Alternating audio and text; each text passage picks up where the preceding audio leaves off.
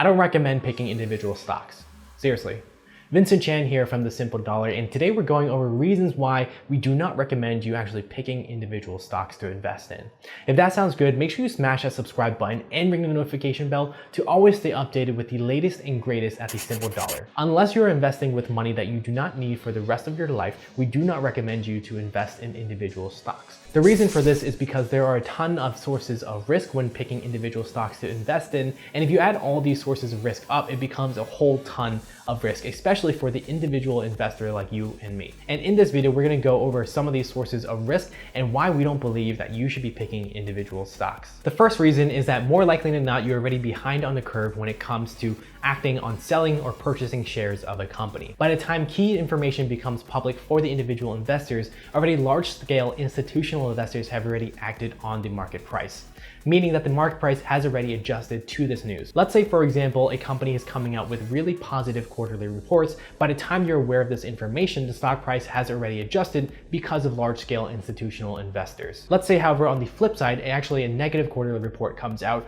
By then you actually want to sell shares of that company. However, again, the price would have already fallen because of the large-scale institutional investors, because they're aware of this knowledge once it came out already. And you're probably wondering, why do large-scale institutional investors have access to this information so quickly? And the simple reason is because they have a lot of investments inside their computer systems where they can actually hear about the news near instantaneously. In short, by the time you actually want to act on some knowledge that you learned, the institutional investors have already taken that into account as already making the adjustments to the market price. The next reason is that you simply can't predict the future. You have no idea if the company you're looking into is going to perform very well within the next 2 years, or whether or not it's going to come crashing down within the next 2 years. Investing broadly and diversifying your investments is going to take care of this risk. For example, if you do invest broadly, then some of those companies are going to perform very well, some of them are going to remain stagnant, and some of them even will fall. On average though, and throughout history, the stock market has increased by 7 to 10% every single year. And on the flip side, of course, there's going to be some economic downturns where the entire stock market actually drops for a given year. On the other hand, individual stock prices are extremely volatile. In one year, that stock price could increase threefold, and another year that can lose all of its value. And you as an individual investor, you literally have no way of knowing. For example, in 2000, there was a company called Enron, which was believed to be one of the largest companies in the entire world.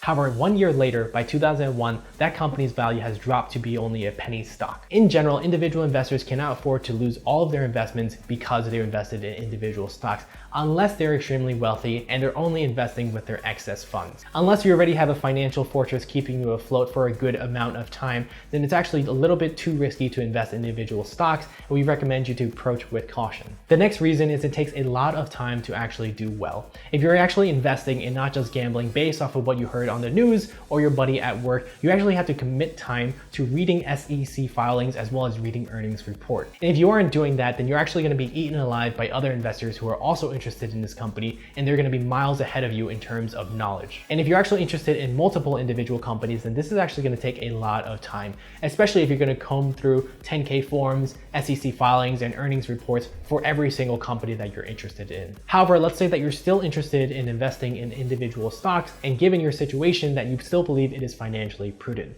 However, despite this, there are still a couple of mechanical reasons that we do not recommend it, and we think that it's still a bad idea. The first reason is that it is simply very expensive to invest in individual stocks. Typically, if you are investing in stocks, then you're going to go through a brokerage firm, and no matter what you do, if you purchase a share, if you sell a share, then those are going to have fees associated with each transaction. Now, if you're buying shares in extremely large quantities, then the fees don't really matter too much. But for example, if you're purchasing $100,000 worth of shares in a specific company and the fees turn out to be $9.99, that is pretty much only 0.01% of your total investment. However, if you're actually not dealing with such large sums of money, then the fees might not actually make too much sense. For example, if you're only investing in $1,000 of shares in a company, then that $9.99 of fees are equivalent to 1% of your total investment. And if you want to sell the shares later on, that's another 1% of your total investment. So even if you just want to break even, the market price for that company has to increase by 2%. And if you want to diversify, which we do recommend you to do, then that actually takes into account the multiple fees with different companies that you are buying or selling. The next reason is emotional attachment. And if you are picking individual companies,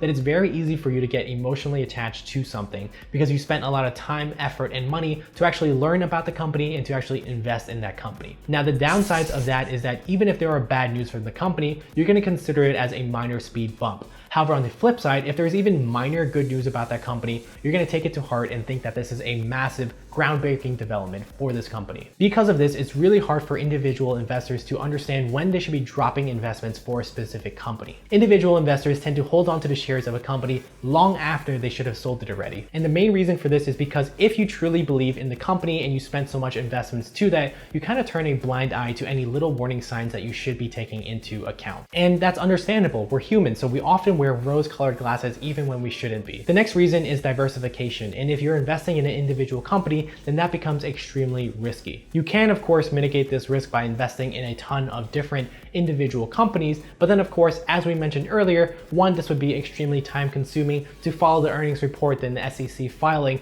for each of these individual companies. And secondly, think about all the fees and costs that's going to be associated by being able to trade and purchase and sell the shares of those multiple companies. And again, like we alluded earlier, if you're not interested in doing research and spending time to understand the SEC filings and the quarterly reports, then very likely you're going to be miles behind investors who are truly interested in these companies and are spending time in doing so. And even if you do commit to spending a ton of time researching about individual companies, you have to multiply that effort to however many companies you're looking into.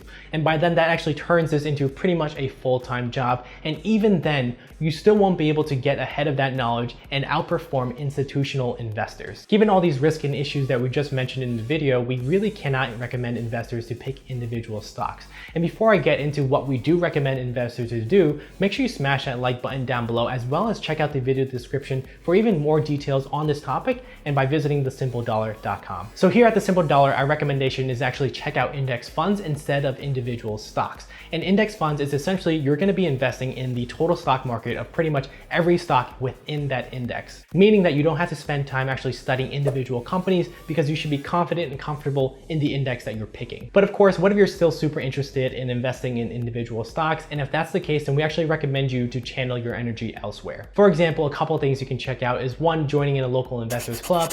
Two is checking out some online stock picking investment forums, and three is actually joining a contest on picking individual stocks. What you'll quickly see is that although it might be really fun to invest in individual stocks and hope that the stock actually rises, what you'll very quickly realize that it's not worth the risk in spending your life savings money on. If you're still interested in investing in individual stocks, then we strongly recommend you to actually allocate a specific entertainment budget for it. And what I mean by that is you should allocate a certain percentage of your budget specifically for entertainment purposes, and in this case would be investing in individual stocks. If it goes down, it's fine, it's just your allocated entertainment budget. However, if it goes up, that's really fantastic news, and you can either spend that money elsewhere or you can reinvest it in the individual stock. If you're not very wealthy and you don't have a financial fortune waiting for you, then we do not recommend investing in individual stocks. Instead, what you could be doing is potentially diversifying your portfolio by investing in very simple low-cost index funds. Or better yet, you can clean up your financial life by paying off any debt that you owe